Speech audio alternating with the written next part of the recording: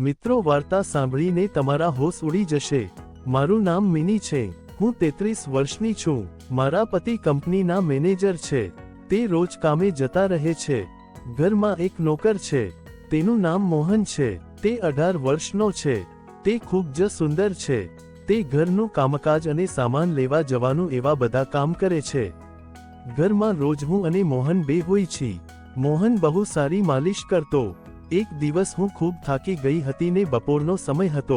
મેં મોહનને રૂમમાં બોલાવીને માલિશ કરવાનું કહ્યું। મોહનના હાથમાં જાદુ હતો।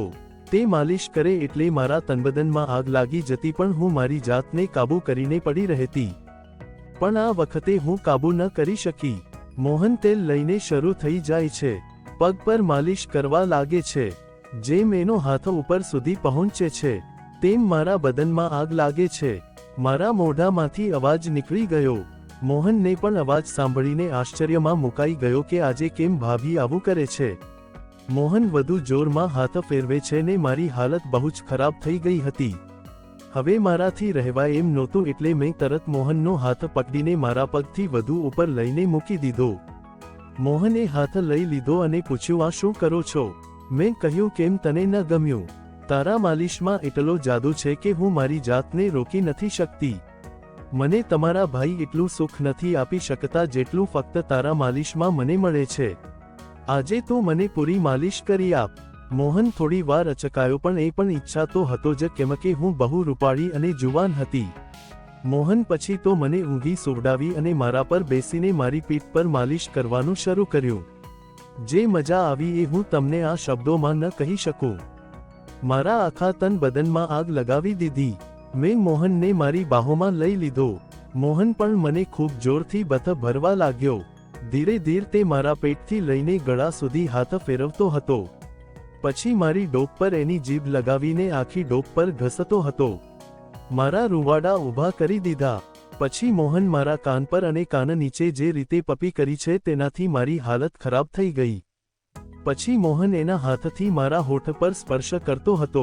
પછી મને પાછળથી બથ ભરીને મારી ડોક અને પીઠ પર જે રીતે એ પપી કરતો હતો, હું પીગળી ગઈ હતી। મોહનનો સ્પર્શ મારા શરીરને કંપન અપાવતો હતો। પછી મોહને એની તરફ મને ફેરવીને જોરથી બથ ભરીને પ્રેમથી મારા કપાળ પર ચુંબન કર્યું। મોહન ધીરે ધીરે આગળ વધી રહ્યો હતો અને હું બેચેન થઈ રહી હતી। મને સમજ નહોતી કે હું શું કરી રહી છું। થોડી વાર તો મને લાગ્યું કે આ ખોટું છે, પણ મોહનનો પ્રેમ ભર્યો સ્પર્શ મને આગળ વધવા મજબૂર કરી રહ્યો હતો। એટલે હું કંઈ પણ બોલ્યા વગર બસ મોહનના પ્રેમમાં ખોવાઈ ગઈ। બંને એકબીજામાં લીન થઈ ગયા। ધીરે ધીરે મોહન પણ હવે કાબૂબાર થતો હતો। સાંજ સુધી મને મૂકી નહીં। 5 વાર મારી હાલત ખરાબ કરી નાખી। મને નહોતી ખબર કે 18 વર્ષનો છોકરો મને આટલો સંતોષ આપી શકે। ઉંમરમાં નાનો હતો, પણ એનામાં કંઈક અલગ જ જાદુ હતો।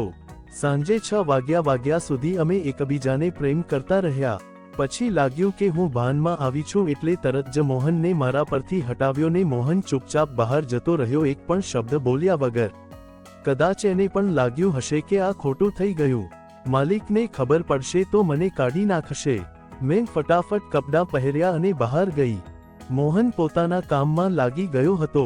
હું એની સાથે નજર નહોતી મેળવી શકતી।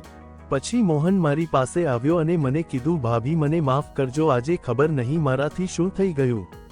મને ડર લાગે છે ક્યાંક માલિકને ખબર પડશે તો મને કાઢી મૂકશે। હું કામ વગરનો થઈ જઈશ। મેં ધીરેક દઈને મોહનનો હાથ પકડ્યો અને કહ્યું, તારી કોઈ ભૂલ નથી। હું મારી જાતને કાબૂ ન કરી શકી એટલ થયું।